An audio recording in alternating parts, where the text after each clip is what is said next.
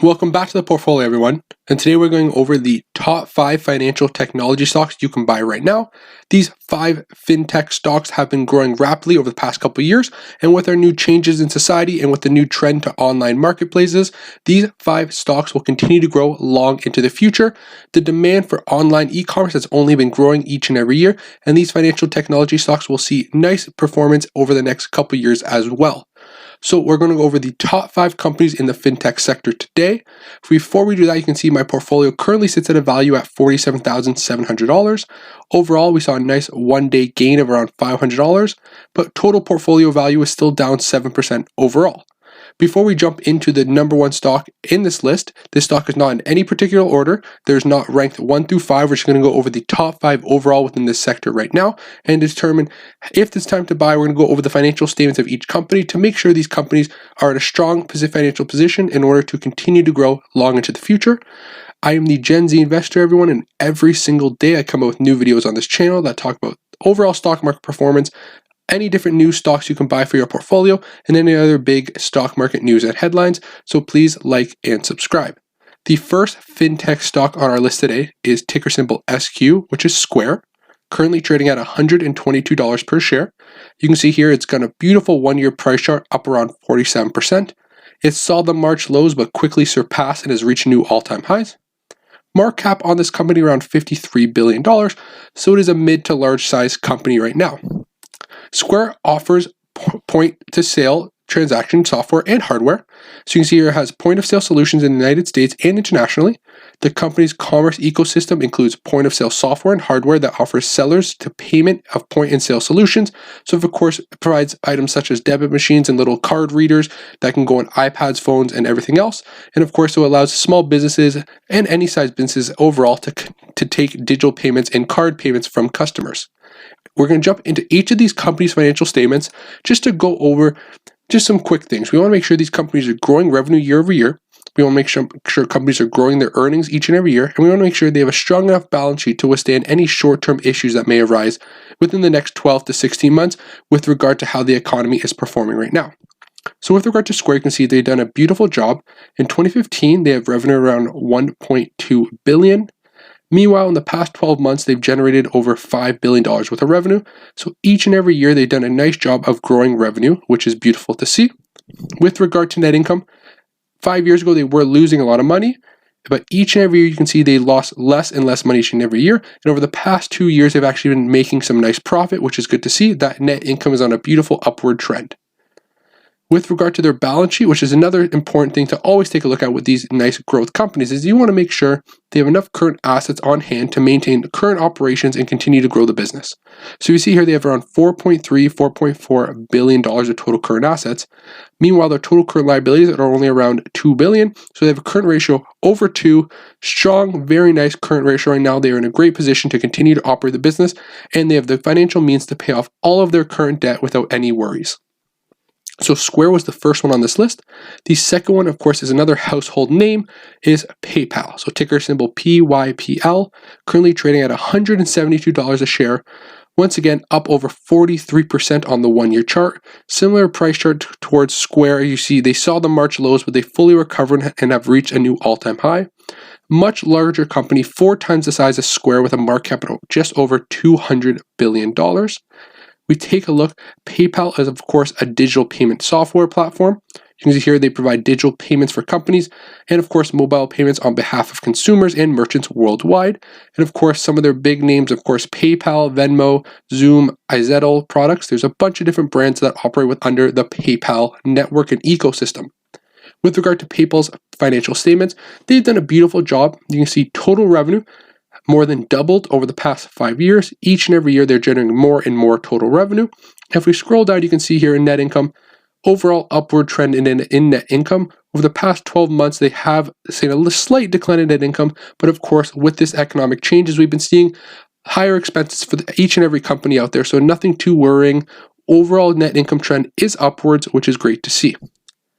For their balance sheet, PayPal is in a strong financial position right now, with total current assets over $38 billion, which is unbelievable. Meanwhile, their total current liabilities is around 38 billion. So their total current liabilities is around 27 billion. So they have a high current ratio where they have much more current assets than total liabilities.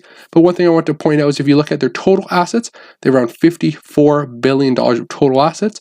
Meanwhile, they only have $38 billion in total liabilities, so much more total assets than total liabilities. The company has strong financial position right now. And of course, you want to take a look at if they're growing equity year over year.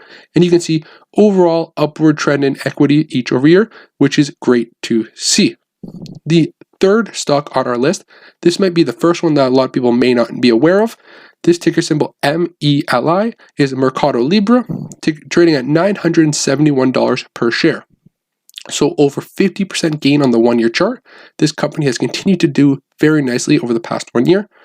Medium-sized market cap, once again, around $48 billion. And if you do not know what this company is, this is an e-commerce platform within Latin America.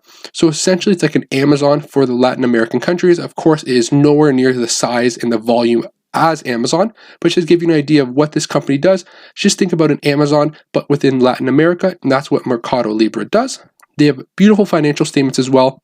Total revenue growing each and every year. 5 years ago, total revenue was only at $650 million. Meanwhile, in the past 12 months, they were able to generate over $2.4 billion in total revenue.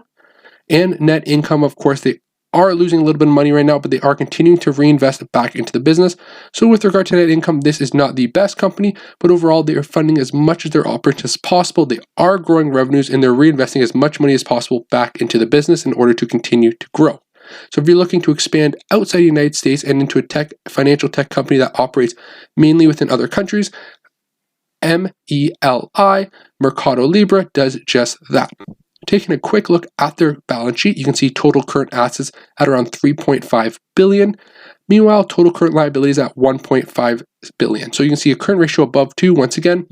Lots of total current assets to pay off all of those current liabilities and continue to operate very nicely. So nothing too worrying for MELI over the next 12 months. Stock number 4 on our list is Q2 Holdings, ticker symbol QTWO, so their ticker symbol is actually Q2, currently trading at $89 a share. 1 year chart, you can see they're up 7.86%, and on the 5 year chart, they're up over 200%. This is the smallest market cap company on this list with a very small market cap at only 4.66 billion. So I gave this option to show that not all these companies have to be massive companies. There are some small players in the field right now too that you may want to take a look at. So Q2 Holding is a cloud-based digital banking solutions company that helps different financial institutions throughout the United States, and they operate and generate revenue through a bunch of different segments of their overall market. If we take a look at the financials, you can see here total revenue has done a nice job. It has tripled over the past 5 years, just over 100 million in 2015, all the way up to 330 million in the past 12 months. So they've more than tripled revenue over the past 3 months, which is great to see. And if we take a look at net income, this company has not been positive within net income over the past 5 years. This is a growth company. Once again, you have to take that into consideration. And if you're looking to get into some smaller cap growth stocks, this may be one you want to take a look at. This company has taken as much money as possible and reinvested it back in the business in order to grow. And if you're looking for a little bit of a financial technology play, this one you might want to keep your radar, as is not one of those big names you see out there all the time. Stock number 4 on this list, but before we jump into that, we have to take a look at the balance sheet for Q2. You can see here total current assets at around 178 million. Meanwhile, total current liabilities around 104 million. So of course, their current ratio still is above 1. Not the highest current ratio, but not terrible. They still have enough assets on hand to pay off all their short-term liabilities and continue to operate the business very nicely. And stock number 5, this is another big name stock. This is one of the largest companies on the S&P 500 right now. Visa, ticker symbol V, up 7% on the 1 year chart, not fully back to pre-pandemic levels, which may make this a nice buying opportunity to enter into a position into Visa, currently at $196 a share. On the 5 year chart, they're up over 175%, which is great to see. Insane market cap at over $400 billion. Of course, this is the largest company on this list.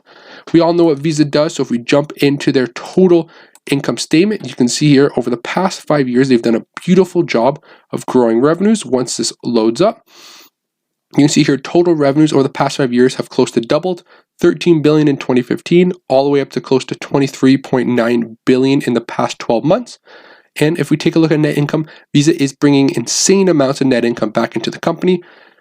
5 years ago, they were generating over $6.3 billion in net income. Meanwhile, they brought in over $12.4 billion of net income in the past 12 months. And of course, with that beautiful revenue statement, you can see they also have a very nice balance sheet. Total current assets at around $19.9 billion. Meanwhile, total current liabilities are only at $15.9 billion. So many more current assets to pay off those current liabilities. Current ratio above 1. Everything you like to see.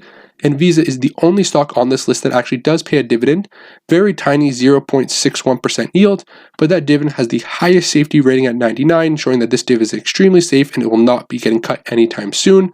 And of course, they do a great job of growing that dividend. They grew it at 19% last year, and I believe that dividend will continue to grow at a very fast rate moving forward. So those were the top 5 financial technology stocks you can take a look at right now. The fintech sector of the market will continue to grow as the total society shifts to a digital world.